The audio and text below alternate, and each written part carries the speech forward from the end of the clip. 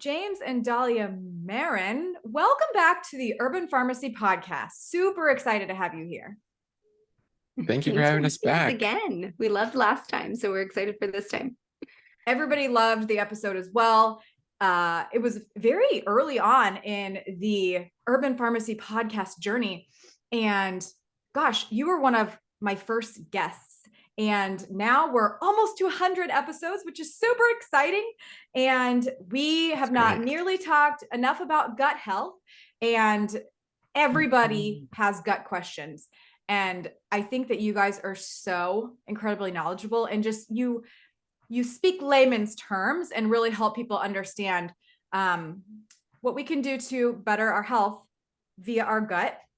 So we have lots of things to talk about today. I want to know from you guys, because it has been a while. It's been over a year since you've been on. I'm pretty dang sure. Yeah. What have you been up to in the last year? Nothing at all. No. Yeah, it's been a tremendous year of growth. Like, we're truly blessed, quite honestly. So like, yeah, our first and foremost, our private practice. So we do see patients around the world. We've added multiple dietitians to our team. So we're going to be anywhere from 7 to 8 dietitians in Married to Health in 2023. And all integrative, all plant-based or plant-forward. So we're very intentional of who we invite into our space. Yeah, very intentional with that. So continue to grow there, just making really great connections in the community and just working on a lot of projects behind the scenes. We launched Gut Nurture, which I should say, I got to give Dahlia all the credit. Dahlia sees a majority of the gut health SIBO IBS, just really, really complex gut cases in the practice. And she basically based Gut Nurture off of what her patients needed, right? Like the feedback she was hearing from her patients and going, okay, you need this. And maybe it's not quite there in the supplement realm, or the formulation is missing a little bit of that. And so Dahlia formulated Gut Nurture, and and then it speaks to our intentions around gut health, right? You are an amazing inner ecosystem when it comes to your gut health. That's what we're always trying to educate people on. And it's not so much like, I got to take this and I got to take that, like keep putting in, but it's more of making sure you're nurturing what's already there, right? And I think the best analogy, which is perfect for the setting here where we are, is a garden, right? Or a farm. Like, you could have the best heirloom seeds, the best possible organic biodynamic seeds, whatever you want to say. But if your soil is not healthy, those seeds are going to have a hard time growing, right? So it's this idea that you need to nurture your inner soil, which is your gut microbiome, which is your mucosal layer. So that's really Gut Nurture in a nutshell, is saying, we want to formulate something that's a prebiotic and a postbiotic and gives your inner ecosystem what it needs to thrive, so that when you do plant those seeds from your food and your environment, and you're doing healthy lifestyle improvements, your garden is just going to flourish, right? So yeah. So that was a really fun project. Yeah. And what else? I mean, you're growing. It's amazing. Yeah. Like, if I were to go back to school and become a dietitian, I would absolutely apply to work for Married to Health and Mastering Diabetes. Like, you guys are you're the best. And thank you.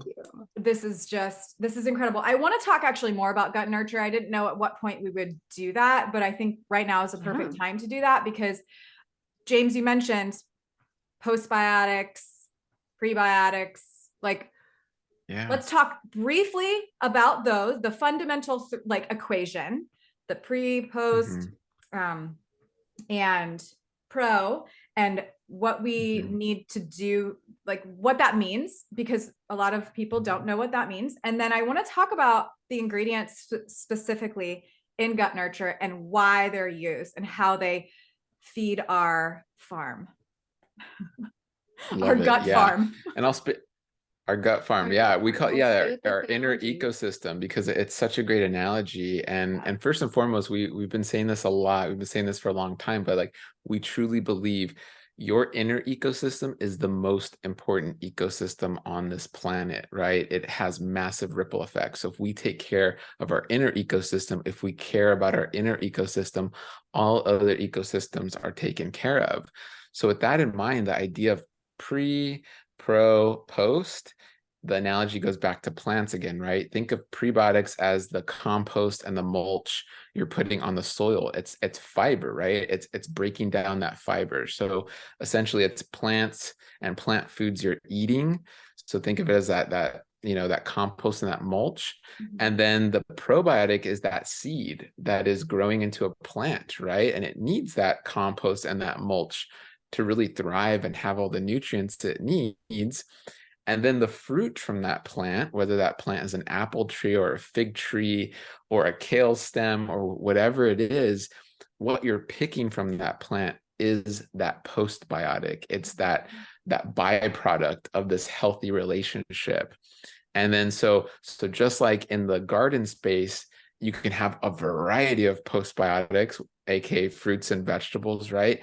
In the gut, these microbes can also make a variety of postbiotics, so short chain fatty acids and amino acids. And I mean, it's pretty amazing what it can make. And then that is feeding that ecosystem in and of itself. So that's the short version of understanding pre, pro, and post. And yeah, and then you can. I think just to give a little bit more context, because it can get overwhelming. People are like, well, Yeah. there are 20 different prebiotics I hear about. There is inulin, and there is acacia, and there's partially hydrolyzed guar gum, and there's all these different options. And of course, then we have insoluble fiber and soluble fiber that's available in foods that we eat. So that's always the best place to start. Start eating more plant foods and start figuring out which ones you're tolerating and which ones you're not tolerating, so we can start figuring out why. Because plants in and of themselves, they will have two main types of prebiotic fiber. They're going to have soluble fiber. And I always say, think of this as kind of cleaning up the garden, if you will. Maybe you have like an indoor garden, or, you have a really beautiful garden space. So around your plants, you want to make sure that you're sweeping, so that way there's not just dirt and, there's not just mess everywhere. And then you want to mop as well. So that soluble fiber is one that's going to drink up water. It's going to really hydrate those plants. It's going to really ensure that rainfall, whatever, the water that you're watering on them, it gets absorbed.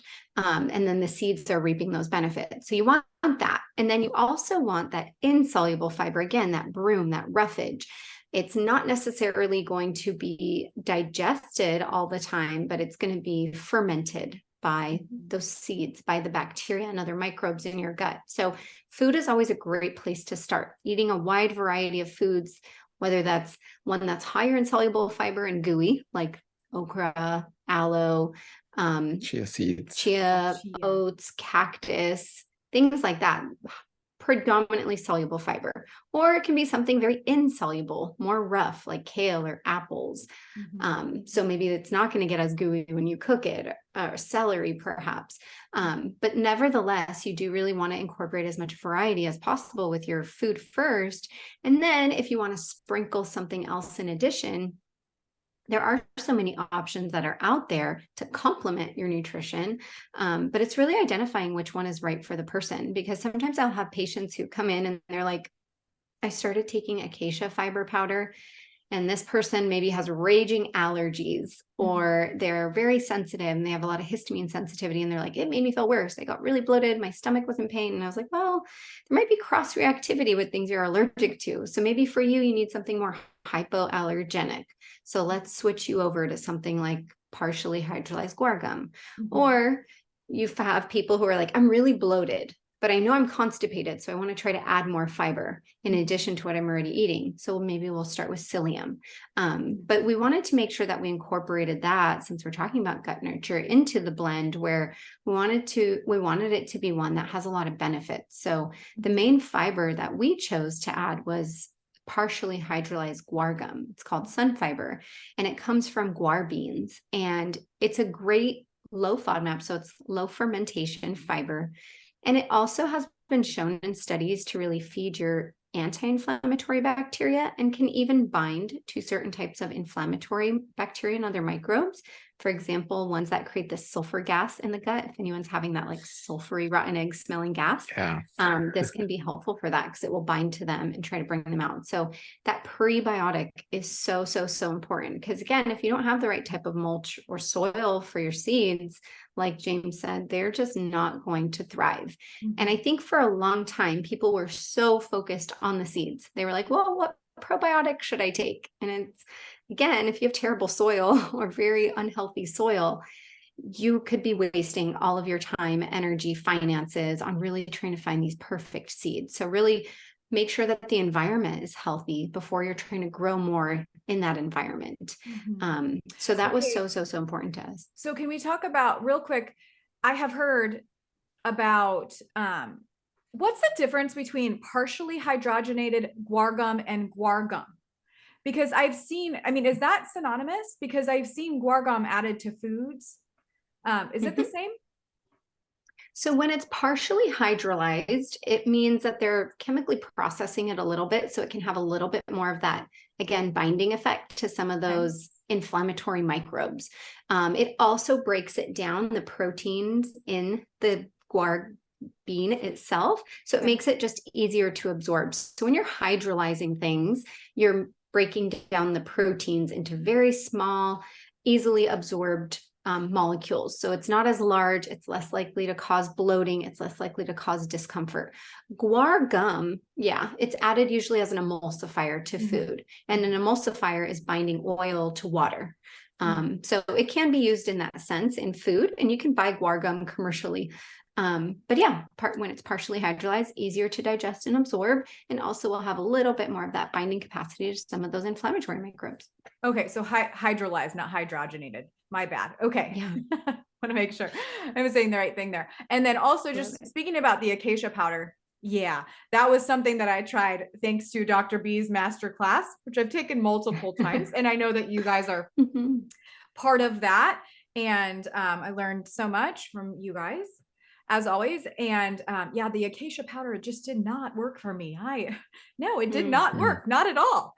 Made things worse. Backed me up worse. So, okay, good to know. So, all right, continue on with the ingredients that are in this amazing gut nurture. Yeah. So we wanted to make sure that the prebiotic was the star because that's so important. Again, the soil. We recognized also that we wanted to help create an environment that is going to nurture the microbes already within. So again, like I said, for a long time, we focused on adding more probiotics. And I don't think a lot of people realize we already have thousands of strains of probiotics that already live in us. So why not take care of who we already have here rather than trying to add more, really create a healthy environment for our seeds within. And then if that soil's really healthy, really thriving, then we'll try to grow new things in there. But we wanted to try to make sure that we were adding things to help balance out that environment, like the partially hydrolyzed guar gum. And we also wanted to make sure that we were helping to balance that environment through motility. So some of the ingredients that are in there are for balance, and then others are for motility. So things in addition to the partially hydrolyzed guar gum that are in there for balance are things like molybdenum. Not a lot of people have heard of molybdenum. I was like, what is that?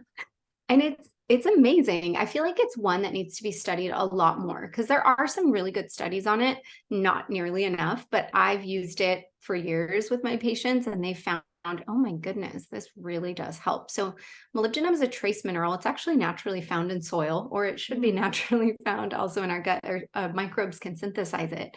But molybdenum is a trace mineral that is actually very important in the balance of iron, copper, and zinc. And so we know those are three extremely important nutrients to our energy, our blood flow, our gut barrier, especially zinc and copper. So in the case that those are off, I have a lot of patients who come and maybe they have an inflammatory condition and their iron is completely off because the inflammation is destroying their red blood cells and their iron stores are low. Or maybe they're a female who has very heavy cycles and her iron is low as well. Whatever the case, if that iron, copper, zinc balance is off, molybdenum is usually off as well. And so what I tend to find is, one, it will help with iron absorption. So for my patients with low iron, molybdenum can actually, it's been shown in studies to help with iron absorption, and it can help increase iron levels a little bit more quickly. And two, molybdenum is involved in the sulfur breakdown pathway. So we usually are promoting these sulfur-rich foods because they contain that antioxidant sulforaphane. So important for decreasing inflammation, to support liver health, to do so many incredible things in the body. But if that sulfur does not get properly broken down, because maybe we don't have the pieces, the constituents in the body to help you break down the sulfur, and you have an overgrowth of what's called sulfur-reducing bacteria like Vibrio and other bacteria in the gut, they will use that sulfur that's improperly broken down and they'll create something called hydrogen sulfide gas. And this type of gas is very irritating to nerves. So it can affect your gut motility because your gut is the second most innervated place in the body outside of the brainstem. We just have thousands and thousands of nerves in the gut. And then it can irritate the liver, which also has a lot of nerves running through it. It can irritate other places in the body. It can also create lots of pain from the inflammation and the nerve irritation. And then that hydrogen sulfide gas also creates, again, that sulfury smelling gas.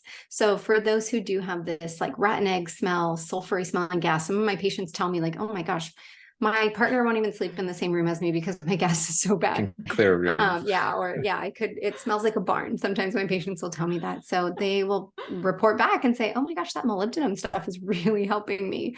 So I wanted to make sure to add that in to help with the balance as well. Okay. Yeah. So what were you going to say, James? Sorry. No, and just to add, I know this can seem very complex, but really our goal here, it kind of is taken from ancient like permaculture techniques in a way of really saying, okay, let's say you have a piece of land and there's nothing on it. Maybe it's desolate and the dirt is like solid rock. You really have to just reach a tipping point before the land starts taking care of itself. And that's basically an ancient permaculture technique. And for those that don't know, permaculture is really just, it's helping different ecologies work in synergy, right? And that's essentially what we wanted to do with the gut, is go, how can we help our microbes and the mucosal layers and the surrounding organs and the gut lining? I mean, every facet of the gut just start working together and flow again, because that's really what our bodies want to do. They want to work together in this harmony, whether you call it eubiosis or homeostasis. There's lots of words for this, but it's working in harmony together. What we're seeing, again, this chronic disease wave we're seeing, whether it's gut and diabetes and thyroid and autoimmune across the board, it's really just a dysmotility, dysbiosis. It's just overall disconnection, right? So really with this, it's not this supplement, or this complement, we like to call it, is not trying to replace anything. It's just really trying to get your body to this nice tipping point where then it starts to just flow and become in balance, again, like it should be, like our bodies want to go back to. And so sometimes even with gardening or with landscaping and farming, you need to put in some inputs and soil amendments and some compost here and there. And then eventually life starts taking over. You start to see from the micro level in the soil to then the macro level of more birds and more insects. And all of a sudden you have this teeming biodiverse ecosystem. That same macro principle is this micro principle that we're really taking into effect with gut nurture and with our practice in general. So just wanted to add that to kind of pull it together a little bit. Can you explain what was that again that you said, this word that you just said, Molybdenum. Molybdenum. Yes. Okay. What is causing us to be deficient in that, do you think?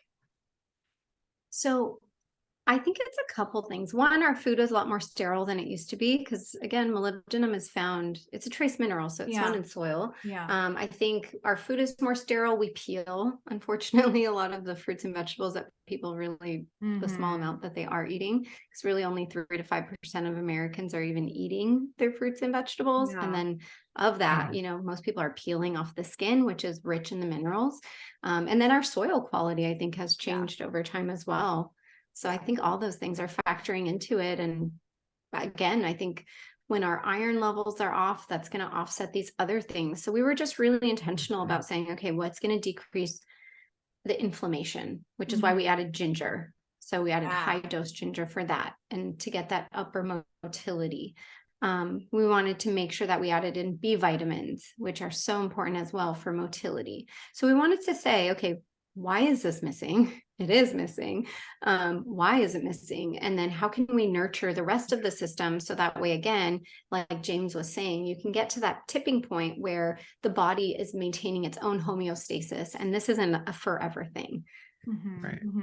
Yeah. So what do you suggest when people start taking this? How long do you think that people need to take this? I mean, I know everybody's going to be so different, but from patients of yours, like, have you had success stories, you know, after just 30 days of use, or is there like a standardized suggestion that you guys have? Because I'm definitely starting to suggest this to my clients too, because it seems as though most people have digestive issues in one way or the other. And you guys have also talked a lot about motility, and I want to for sure talk about constipation. Yes.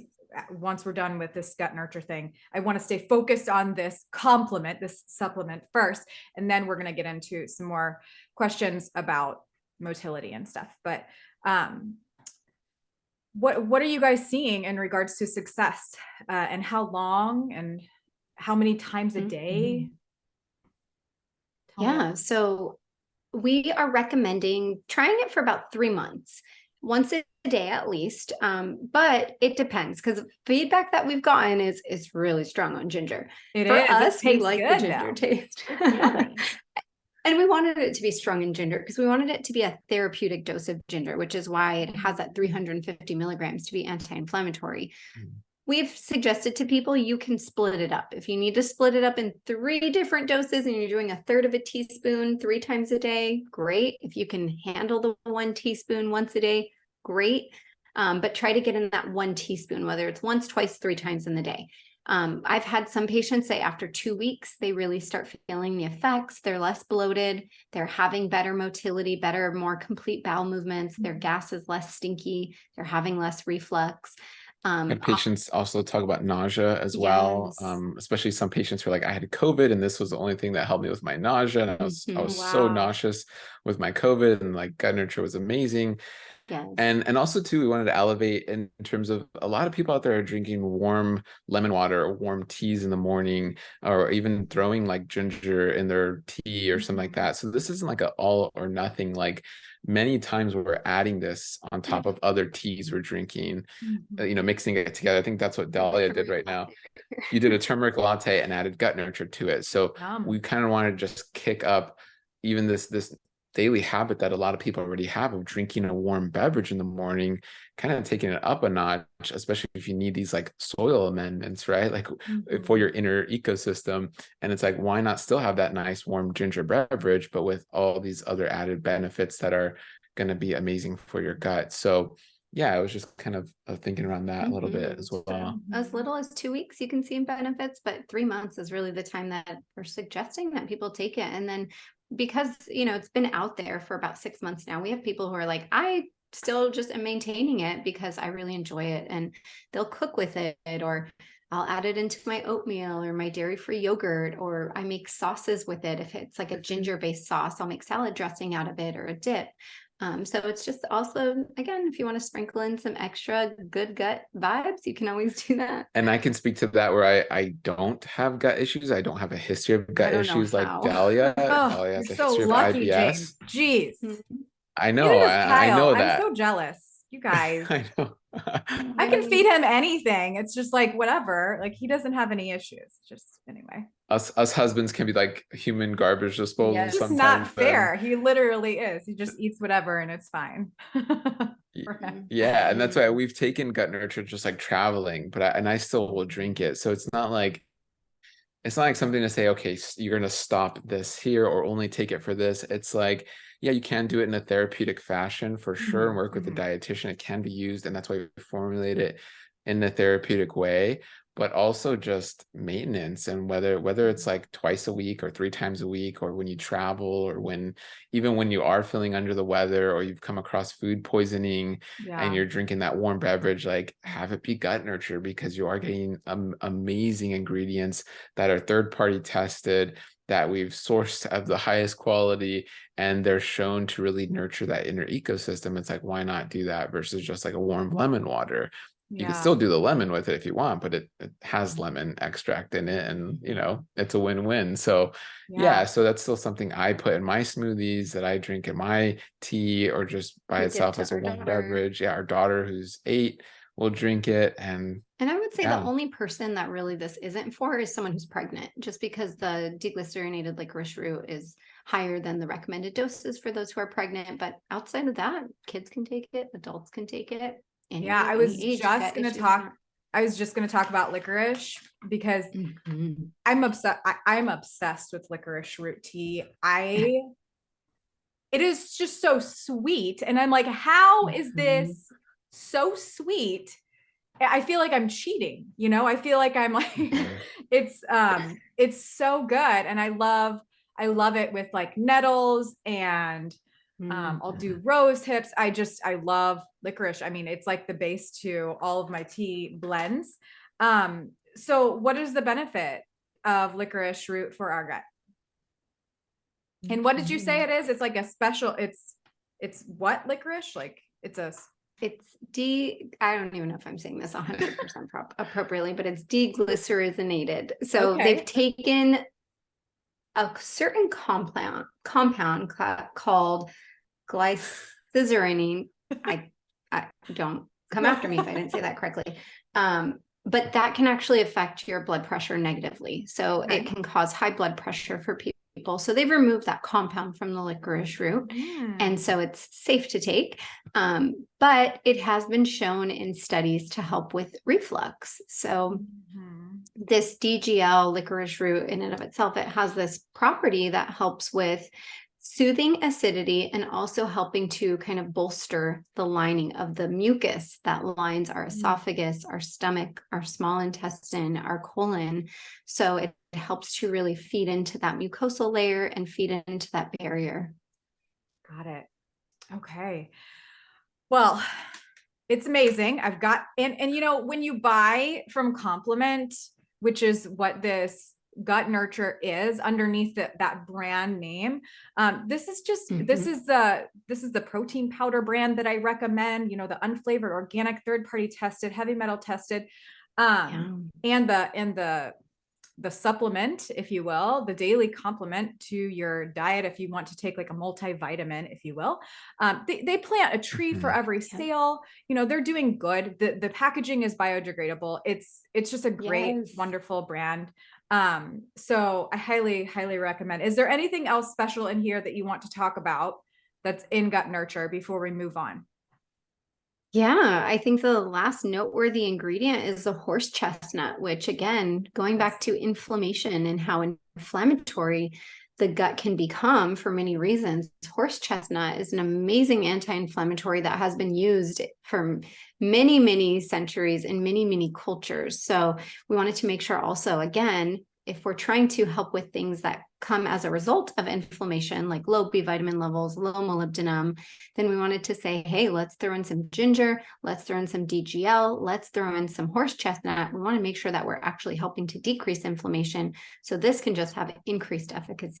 So we tried to be very, very mindful of what we were putting in, how much we were putting in. For those who don't necessarily love the taste, one thing that we can suggest is getting capsules and putting it in there. So they can take it as a capsule. Maybe they aren't a ginger person, but they want the benefits of it. So that's always another option as well, to say like, hey, let me just buy some, natural organic capsules, empty capsules at my local health food store. I can spoon a little bit of this into the capsules and I can take it that way. Got it. Lovely. Wonderful. Okay. Thank you so much. So I took some questions from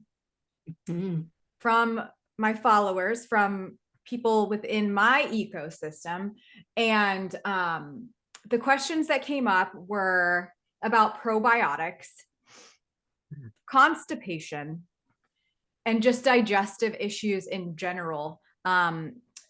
It seems as though people are having, just so many people have digestive issues. When I write a newsletter about digestion, and I am I'm not a dietitian. I am a nutritionist. I study nutrition, but, and I'm not a doctor, but when I write about it, high level, just, surface level stuff, people like, the open rate is very high, and people, it seems as though everybody's having some sort of issue. I want to talk about constipation right now. I want to know what your guys' first recommendation for people that are having constipation. I feel like that's just like, Stacey, you can't ask that because that's just so like, you don't have details. You don't know what they're eating, all the things. But like, for people that come to you and they have chronic constipation, they are good sometimes, but then like the next day they're not. They're getting frustrated. They're throwing medications left and right because they're going to doctors that are telling them to take whatever. What do you suggest? Because I feel like constipation is huge, at least for people that I'm working with. Yeah, definitely. I see this day in and day out working with my patients, that they're so frustrated that they either just have constipation regularly, randomly, or alternating diarrhea and constipation, and they're trying to understand it. And often these people who do have alternating diarrhea and constipation, it's something called overflow diarrhea that happens as a result of being so constipated. So the body's just trying to wash out the stool, and it's like, let me just pour in a bunch of water into the gut, into the colon, whatever I can get out, great. So they're like, I don't get it. Why do I have diarrhea when I'm so constipated? Well, it's because you're constipated. So first things first, really foundational basics. Make sure you're hydrating enough, especially if you have a high fiber diet. I can't even tell you how many times people are like, yeah, I eat all this fiber, but I'm so busy, I just forget to drink water, and like, I'm just not really good at that. And I'm like, oh, you need to hydrate that fiber, because like I was saying, some of the fiber is like a mop. And if you do not wet that mop, it's not going to have great results. And if anything, it's almost like one of those little kids' toys, right? That grow, those little sponges. And if you have a bunch of those in your gut and they're just growing in there without enough water, it's going to create a little bit of a blockage. So hydration, such an amazing foundational pillar that I think is underrated, because I cannot tell you how many of my patients are dehydrated. Movement.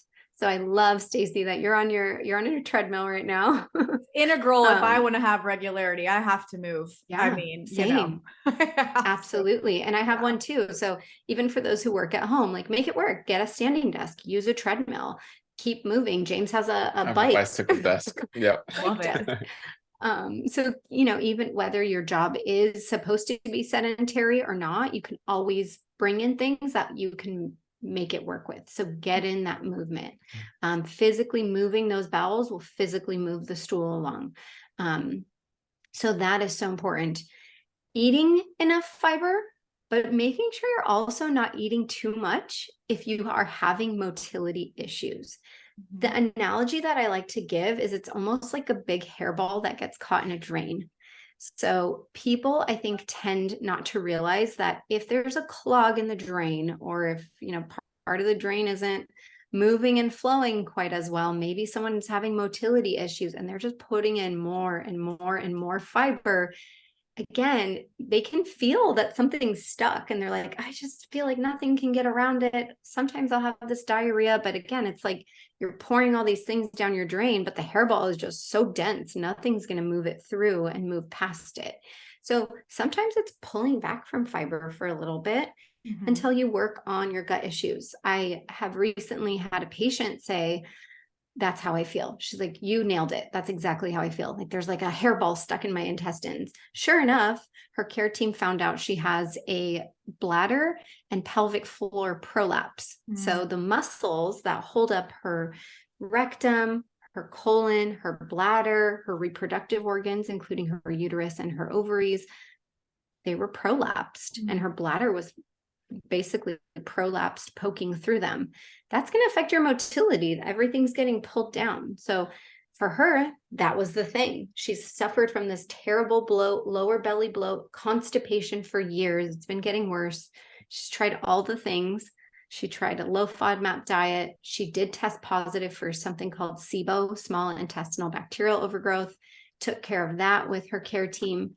But she's like, I'm still bloated. She tried low histamine, made it a little better. So sure enough, physiologically, her GI tract was off. So she needed to correct that before things could move through freely. So I think those are the basics: hydrating, eating the fiber, but not too much, moving, and yeah. Yeah, and then just to kind of summarize that really quickly, I mean, going back to an analogy as far as the ecosystem, it's like there are times with human input because again, we're mainly off balance because of our own design, right? We live in cities, we're sedentary, we take tons of antibiotics, we're eating highly refined foods, the list goes on and on. So typically when there's a human intervention that causes a disruption, we also see that in nature. There's been many times along a river, which our gut really resembles this beautiful flowing river. There was a human intervention that then caused, let's say, the beaver population to explode, right? Maybe we killed too many coyotes or too many wolves, which this has happened. This is a real example where farmers and ranchers killed a lot of the predators in an ecosystem to protect their cattle. And this made the deer and beaver population explode. So what do beavers like to do? They like to build dams, right? They like to cut down the trees and build dams. This made the water backflow and caused massive flooding along communities that were close to the riverbank. And so like, what the heck? Where's all this flooding coming from? And so it's a really great metaphor to what can happen in your gut, right? When what we have to understand is that these microbes in our gut are like little communities, right? They're like little ecosystems. And when we get, let's say, it's easy to call them bad, but really like beavers serve a perfect purpose, rats and hyenas and all these things I wouldn't want to be in the same room with, right? Like a bunch of rats or hyenas, but they serve a purpose. What can happen is in this disarray, certain populations explode, and that can happen in your gut at various parts of your gut. And when these populations explode and become overpopulated, they can also give feedback to the surrounding nerves to say, hey, slow down, relax, don't do your job. We like it this way. We like it to be swampy and flooded and backed up. We're going to be constipated. And we like that because that means we can multiply more. Certain microbes like that. So we see that again in macro examples and in micro examples. And so then that's really getting into the weeds with your care team and exploring, going, okay, which population is this? What is exactly going on? So we have like a targeted, actionable, sustainable plan of where it can be targeted, but then it helps you get back to the general idea of going, hey, I need to do a lot of the basics, like Dahlia mentioned, to keep my river and my ecosystem healthy. And the goal isn't to like kill all the bad guys, the wolves and the rats and the hyenas, because you don't know the ripple effect that can happen from that, right? When we have this like kill mindset of like, take another round of antibiotics, or, oh, your gut hurts, here, take this medication for reflux, or antimicrobials. Or antimicrobials too. The same is true for other supplements, right? Too many herbal antimicrobials can also do this. We have patients that are like, I've been on herbal antimicrobials for years. And it's like, oh man, you're not understanding the ripple effects that can happen because this is a very tight-knit ecosystem. So I know yeah, a lot it's of, pretty crazy. well, not a lot, but I know a few people who will take like oil of oregano like every day. I'm like, guys, that's a little Right. extreme. It's a little extreme on the gut. That's kind of killing, Yeah. it's killing probably some good things in there. Mhm. Okay, I really want to ask you guys about the fiber thing. Do you have a list of foods that you recommend for people? You're saying too much fiber can be a problem. I probably am one of those people that I'm obsessed with fiber, and I try to teach people to get more fiber because most people aren't getting enough at all. Mhm. Yeah. But my gut does feel better like when I eat white rice versus brown rice sometimes, especially right now, because I think I definitely have something going on from eating some bad zucchini, I'm pretty sure. But what are some plant foods that are lower in fiber that aren't going to destroy our blood sugar? What are your suggestions there? Yeah.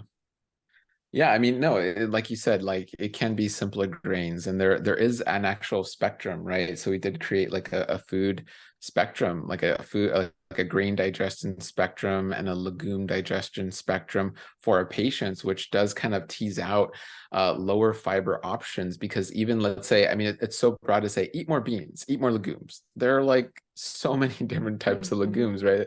That's encompassing like lentils and peas and other beans. And so, yeah, a kidney bean is not the same as a lentil in terms of fiber content and in terms of other nutrients like phytates and oxalates and things like that. That can be, especially for someone experiencing dysbiosis, it can cause issues. So, but sticking with the fiber, you have to understand, yeah, there is a spectrum. So if you are struggling a bit, yeah, you can definitely start at the lower end of the spectrum when it comes to fiber in even the legume category, right? So yeah, it can be things like mung beans, it can be things like lentils, chickpeas. yeah, and then even the methods of which you cook them can be very, very helpful. Because there are these layers. I was just talking with a patient about this yesterday. Think of trying, if you're recognizing, especially maybe motility is off, maybe you are a woman who's had pelvic floor issues, and so things just aren't going to move through. So maybe you don't want to be eating as much solid, high insoluble broom type fiber roughage. Maybe you're recognizing like, oh, it's easier when I'm eating soluble fiber because it kind of slides right through my GI tract lubricated rather than pushing through a bunch of kale and apples. So maybe you are someone like that, but there are even layers to breaking things down. So we were talking yesterday, my patient was like, oh, man, I want to start eating onions again. Like this is becoming a pain that I can't tolerate onions. So I was like, okay, let's do our best to try to break down or hydrolyze, if you will, these onions before they even get put in your mouth. So she and I talked about things like soaking them or maybe pickling onions. So that's one layer of breaking things down. Maybe you're also soaking beans, soaking nuts, soaking things, soaking your grains. That's breaking down some of the fiber as well and hydrating it. You can also freeze things. So maybe she's pickling onions, then she's freezing them after they've been pickled. Freezing is also when the ice crystals form, it's going to break apart some of the cellulose fiber. So again, it's kind of like pre-digesting it before it even gets in your mouth. You can cook things or even pressure cook them if you really thoroughly want to break down that fiber. You can also blend things. So with this patient, we created this action plan of saying, okay, let's have you do that. Let's have you do all these things. You're going to pickle onions, or she's like, I have pickled onions in the fridge right now. I want to try this. So I was like, okay, they're pickled, they're soaked. Let's have you cook them.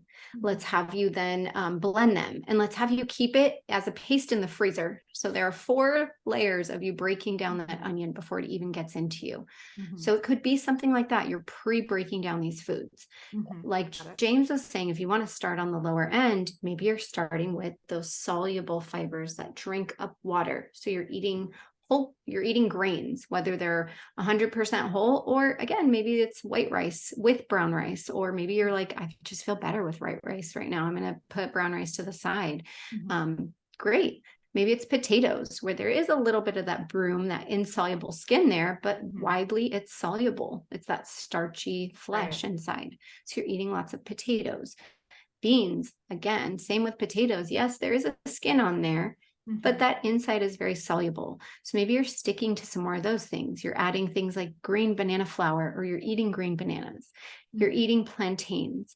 You're eating okra. You're eating aloe. You're eating cactus. You're eating some more of those gooey foods, again, to try to decrease the burden on your gut, but also create a plan to strengthen your gut if you do find motility is a big thing for you. Yeah, and to clarify, yeah, it doesn't mean you have to eat white bread and crackers and like all these Right. things Yeah. completely That's what void I'm of kind of fiber. envisioning. I'm thinking like white pasta, because when I just hear lower fiber, because I heard Dr. B say that originally, like, and when you're prepping for a colonoscopy, which I've never done, but like I understand that you're supposed to eat lower fiber foods. I'm like, does this mean only fruit juice? And like, are we taking the fiber out? Are we drinking the fruit juice? Are we eating white pasta? Like, what does this look like? Or are we just looking at specific whole plant? Like, we're still able to get whole plant foods in, and we just kind of need to understand which ones are at the lower fiber range. Is that kind of how it is? Okay. Correct. Yeah. Because you still want to eat plants, but yeah, there, like Dahlia said, there's techniques and there's processes. Like process doesn't mean bad, right? I think it more like hyper refined can kind of lean that way, but process, like tofu is typically process. easier. Tofu is easier to digest typically, right? For people than maybe the whole soybean. Yeah. Well, of course. Totally. Exactly. Yeah. Exactly. So yeah, and tofu is still extremely healthy and beneficial. Even white rice. I mean, white rice, I know white rice gets a bad rap, but like it still has great starch that can feed your gut microbes, right? Like it's not like all or nothing here. So yeah, and this is where it's very individualized, depending on how severe your dysbiosis is, depending on what's been going on and for how many decades. Maybe it's just been years, maybe it's been decades. Like, that will depend or be the determinant of where you start on this kind of spectrum and what you kind of have to do to rebuild a bit here, because that's essentially what we're doing. We're kind of rebuilding your gut microbiome by putting the proper inputs in, right? It's again, how hard is the soil, right? Has it been completely desolate and like sunburned for decades, or was it just let go a year ago and now we got to rebuild it a little bit? So yeah, it's super individualized. Yeah. This is a kind of a side note. You mentioned aloe. You guys have talked about aloe. Yeah. What do you think? Do you think that aloe is safe to consume? This was just a question that a client of mine asked, and I said, I don't think it's supposed to be eaten every day, but I didn't say for sure that was my definite answer. I was just, that from what I've heard, maybe not so much, because we could potentially become dependent on it. Is that true? Tell me about aloe. I know there's aloe leaf, like juice. I know there's the aloe leaf, that you can cut open and get the inside. Like, tell me a little bit more about aloe, because I think that people who do have motility issues need to know about it, but also what are the things that we should be cautious about? Yeah. So great question. There are different types of aloe. There's female and there's male, and I'll need to go back and I'll need to double check, but I want to say the one that's spiky on the outsides is a female aloe. I want to say, I think I remember that because I was like, yeah, sometimes I'm a little prickly. But I want to say the female, you're not supposed to consume because it's much higher in latex, and because aloe is in the latex family. So if you have a latex allergy, do not eat aloe. It's not for you. It's not going to go well. But I want to say the female aloe, and James, you can correct me if I'm wrong. That one really is not for consumption. It's more for external topical use for burns and things like that. But the other one, if it's the male that I'm correct with, that isn't spiky, that one can be used regularly. So that again has that soluble fiber component to it. So now you can go to the grocery store and they sell frozen chunks of that consumable aloe, and that's perfectly safe to consume. There's different breeds of aloe. There's something called Cape aloe, and that's often used in some of these supplements for constipation. That one is a little bit different in its nature. And that, again, in a highly concentrated supplement form, yes, can cause dependency on it. So I know Dr. B has talked Got about it. that of, not becoming dependent on aloe. And that's usually Cape aloe, which is a specific type of aloe that's put into some of these supplements. So I wouldn't supplement with aloe because at those high doses, or even supplement with things like senna or Cascara sagrada, or any of these other things that are really meant to just induce diarrhea, to be honest, because they can cause what's called lazy colon. They can cause dependency. But if you're eating, if you put like a couple inches of edible aloe into your smoothie, or you're blending that into your water, that can actually have benefits to it. Wonderful. You talked about dysbiosis. I think we even covered that in our original episode, but you guys have more information coming out about dysbiosis and SIBO. Can we talk about both of them? Because again, I really do think that most people are walking around with one or the other. Yeah. Including myself. And I think, and I need to get tested. Yeah. And to give you all comfort, or anybody who's watching, I mean, dysbiosis can happen to anybody. And there's various levels of dysbiosis, and there's various areas. Like, to say dysbiosis is this big umbrella, right? Like, you can have dysbiosis in your nose, in your mouth, in your on your skin. Like, to speak more specifically, like gut dysbiosis, and even then, that's still a larger umbrella. And then under there could be IBS and IBD, and then we get into the weeds a little bit, like specific chronic disease that you're experiencing within that. And so really dysbiosis is just to say that imbalance, right? Like you have an imbalance, and it could be for a number of reasons. And so just what we've done over the years is just refine kind of our perspective and niche on that based on the evidence and the research, where I think for a long time, and even coming up as dietitians, which we've been dietitians for 10 years now, which is crazy. But I remember learning about low residue diets. And this is insane, right? I mean, just to even call fiber a residue, like that's their name for fiber. It's insulting. Like, how dare you? Fiber is the essential carbohydrate, right? Like we hear of essential amino acids, essential fatty acids. We don't hear about essential carbohydrates. Fiber is that, right? We can't make fiber in our body. We have to get it from our diet. So that's what makes it essential. And to call it a residue was like, it always irked me. And then come to find out, it's like, oh, what are we prescribing these low residue diets for? It's these chronic conditions that are because people are already on a low residue diet, right? A low fiber diet, which got them in the situation. And then we're trying to get them out of the situation with even lower of a fiber diet. So that never made sense to me. And sure enough, it doesn't make sense, right? So, but we understand.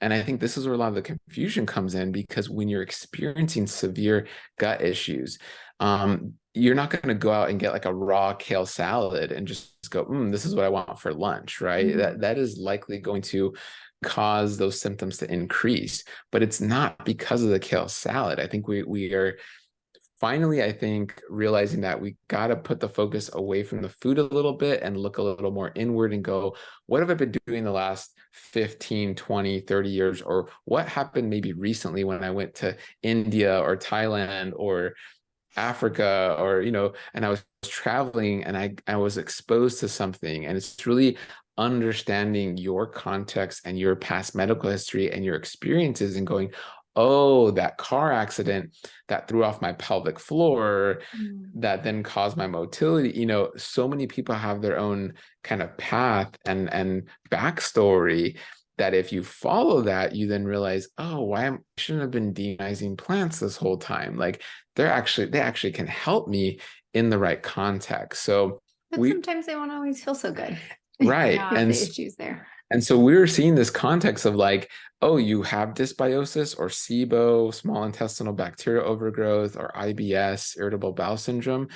Okay, eat lots of chicken breast and steak and just get away from all fiber and just eat more animal products. And we were like, no, there's a better way to do this. So that's kind of where this all came from. Yeah. And, when we started really diving into the world of SIBO and IBS, 6-7 years ago, there wasn't a lot out there for those who were plant-based. And we were already, 5 years plant-based at that point. And we were hearing that from other vegans of, well, my doctor asked me to go low FODMAP, which is low fermentation. So low fermentable carbohydrates. But they just told me to eat more fish and eggs because they said, a lot of plant foods aren't low FODMAP. So in the last 5 years, especially, I think we've understood a lot more about plants for those who are plant-based, but we've also understood a lot more about the gut. Mm-hmm. And really, it's only been in the last 20 years or so that SIBO has been even understood or studied, or we've been producing a lot of evidence around SIBO. Before that, it was kind of just under this catch-all umbrella of IBS, irritable bowel syndrome. And so it's kind of just like, I equate it to like fibromyalgia of like, you're in pain, we don't know why you have fibromyalgia. The gut also, which is, we know IBS is a gut brain disorder. But for a long time, it was your gut's in pain. I can't figure out why. We did a colonoscopy and endoscopy. Everything looks okay, but you don't feel okay. So we're going to diagnose you with IBS because you have had this change in your stool patterns, in pain that you've experienced in your gut. So you do meet this criteria of getting diagnosed with IBS, but we're still not helping you get to the root. Mm-hmm. So we really wanted to say, okay, we know that SIBO is the thing. It's starting even now to become more studied, where we're finding that studies show anywhere from 14 to 70% of IBS, irritable bowel syndrome, is actually SIBO.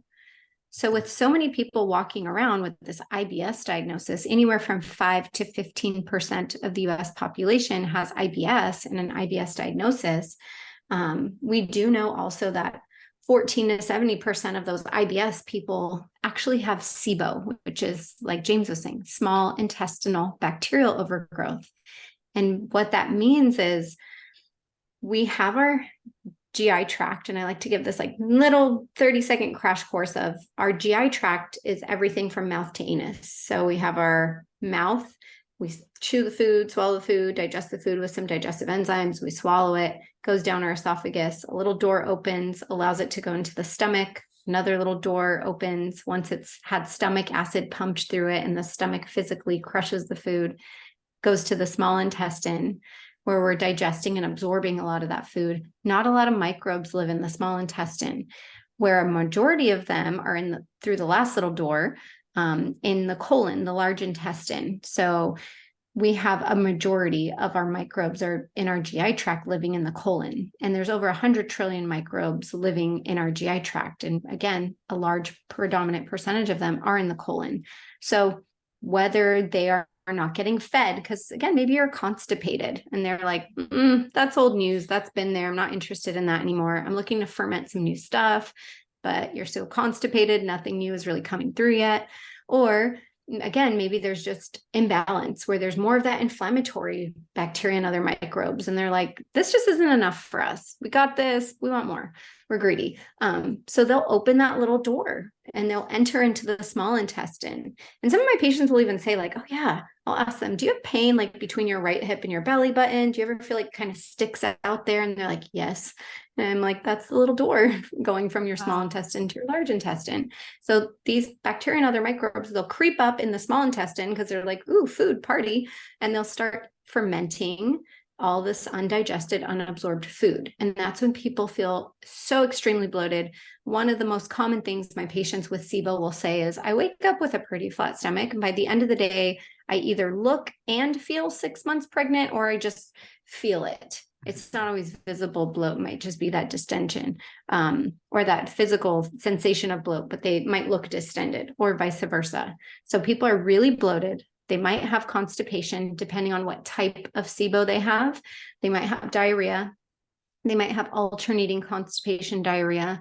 They could have that stinky sulfuric gas. They could have fungal overgrowth and the symptoms that come with that. But we wanted to really support people who are going through this, because we just don't think that not eating fiber is the way to go. It's really identifying the root and rebalancing. Yeah, it really is like a Band-Aid. And there's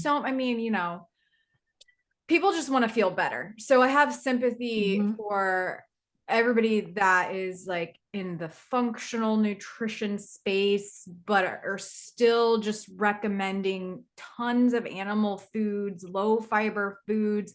People just want to feel better. And also the practitioners want to help their clients and their patients feel better. I totally get it. But just like anything, like with this over prescribing of antibiotics, etc., like it's really not fixing human health long term at all. And also, you know, recommending these like excessive animal foods just to make people's guts feel better, like it's also, of course, destroying the earth. But I think that, and Dahlia, did you have IBS?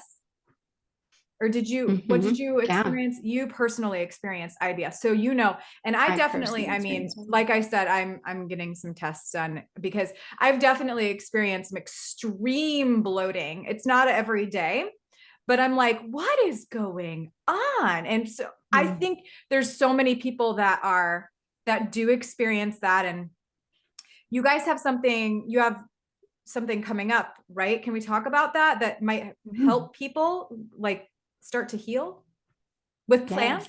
Yes, with plants. So we have one of, if not the only 100% plant-based SIBO IBS program.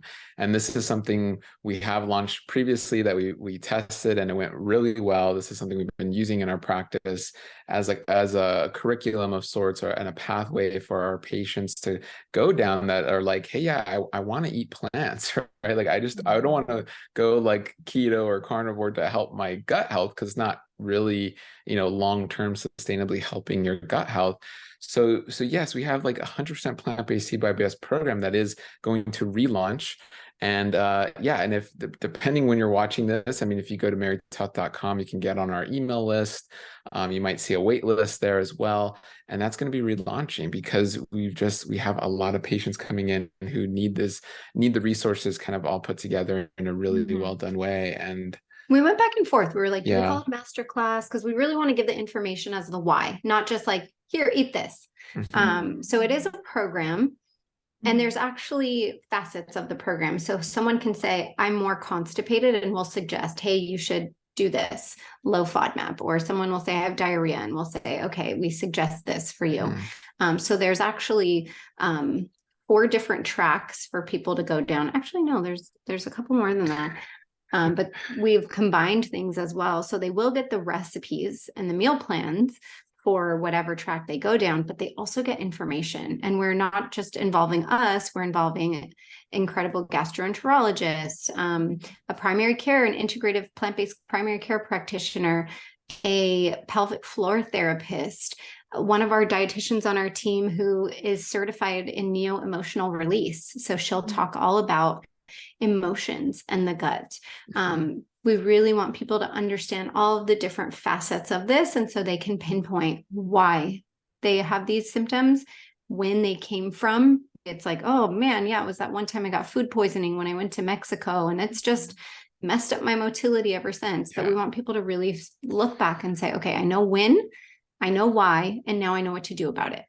And we're really promoting this as like, hey, don't join if you're not ready to do the work. Like we're not here trying to be like, this is going to be great. In 30 days, you're going to be healed. And this is going to be excellent. No, are you ready to do the work? If you're ready to do the work, then join this program. If not, we have other e-guides, or maybe, you know, you could schedule a visit or all that, but we're really trying to make this comprehensive where you have a care team behind you. You can work with one of our dietitians. You can have all these resources. You'll have a support group. You can go down one of these many tracks and get the meal plans and the grocery list and everything you need. But at the end of the day, you are doing this. You are putting in this work. We are just the guides. You are the climber up this mountain, right? So I think sometimes people go into programs of like, oh, great, they're gonna do everything for me. It's gonna solve everything. It's like, no, you're doing the work. And so it's important. So we're not here to say like, yeah, this is gonna solve all your problems. It's like, no, you may find out you have severe emotional trauma at the root of what's going on. And then you may need to have a whole nother multiple years of therapy for that. I mean, let's be honest, we do find that in our patients. So get ready to peel back layers and understand and take action, and we'll see how far these layers go so that you can be the best you possible, so that you can optimize your health. But again, that's you optimizing your health. We are curating and giving experience and giving resources. You are the one optimizing at the end of the day. And I think part of that experience is also because we've been plant-based ourselves for so long, and in the plant-based community, it's also really highlighting, because I think so much shame comes with this for a lot of people, of plants are a big part, but they are not the only part. Because I think so many people say, but I went plant-based, my gut issues are still here. I must not be doing it right. I must be failing. And it's, if you have pelvic floor issues or significant trauma, or you have post-infectious IBS because you got terrible food poisoning and your motility is now off, the plants are not always going to undo that, right? If you have childhood trauma, eating plant-based is not going to undo your childhood trauma. Environmental if you haven't addressed it. Yeah. For decades, exposures. I mean, there's so many things out there that's like, okay, switching to a plant-based diet in your 30s or 40s or 50s, it will help, but it might not be able to undo things that happened when you were maybe a fetus in the womb, right? Decades ago. So it's understanding that, but you're definitely on the right path, and it's never too late. So there's definitely hope with a healthy dose of reality of going, okay, it's going to take more work than 2 weeks on a plant-based diet, so. And stress reduction. Reduction. I mean, your body's not going to focus on digestion if you're always in fight or flight. It's just not going to happen. Something that is the emotional aspect of it, right? You're not going to be able to reproduce. You're not going to be able to digest. You're not going to be able to sleep. If you're in a constant state of heightened stress, right? So if your body is spinning these plates and barely trying to hold on, how is it going to be able to rest, digest, feed, breed? I mean, all these beautiful things our body's meant to do. So that might be at the root and at the core for so many people that they don't even realize. So a lot there for sure. So good. Okay, you guys, I actually have one more question. This was from a follower, and I want to make sure it actually is about gut nurture. Sorry, I missed this at the beginning. Is this good for all ages? Is gut nurture good for all ages? Because the reader was actually asking, do kids, for kids probiotics, do kids need to be taking probiotics, prebiotics, do they need to be taking them this day and age? And is this okay for them? So that's a great question. Kids need to be eating probiotic foods just like we all do. So we would suggest that just like adults, kids are also getting in a wide variety of probiotic foods, whether that's a nice miso, a dairy-free yogurt, a coconut kefir, maybe it's sauerkraut or kimchi, kombucha, all this variety. To add to that, raw foods too, fresh fruits and vegetables also will have microbes on them. So they have basically in the tissue of the fruits and vegetables and on the surface of the fruits and vegetables, there will be microbes. Now, again, you can't classify all those as probiotic. We'll see what happens when they get in your gut, but that is also where you're seeding your gut microbiome as well. So if a kid is eating their probiotics, then they really should not be needing to take probiotics, again, unless something happened. I'm not saying I never give my daughter probiotics. For example, last year through her school, there was a horrible outbreak of norovirus where literally almost every child at the school and every staff member and teacher got norovirus, and it's a terrible stomach virus. So her gut was hurt, and I gave her some probiotics after that, and she was eating probiotic foods and things. So I'm not saying no, it's never appropriate to give your children a specifically tailored probiotic for what they're needing, but they should eat probiotic foods, and they certainly can use gut nurture as a nice prebiotic nurture for those probiotic foods they're eating, as well as the probiotics that are already in their gut. And we do know also studies show that the first 1,000 days of life are most impactful to a child's gut. So that includes mom's pregnancy and those first 1,000 days up to about 2 years old. So that's about the first 3 years, including mom's pregnancy. But in that time, if mom has passed on a healthy microbiome, if she was able to have a vaginal delivery or even a C-section where they did a vaginal swab on baby's face and inoculated with mom's vaginal microbiome, if baby was breastfed in the first, hopefully the first 6 months, ideally the first year or two of life or more, if someone chooses to, those are all such important pre and probiotics that they're getting right there. Then once they start eating, they're eating again these prebiotics, they're eating probiotics, but yeah, they can certainly take gut nurture. The only person I wouldn't recommend it for, as I mentioned, was pregnant women. Got it. Wonderful. Perfect. Do you guys have any closing remarks? I mean, we will absolutely say in the intro where to find you, but anything else you want to talk about before we close today? I love that. I mean, since that question was about kids and moms, I think realizing moms watching and any females out there that plan to get pregnant and do one of the most amazing things you can do in this world, which is have a child and nurture that child. I think realizing like one of the best inheritances you can give them is your microbiome. And really, I have to hand it to the women in this world.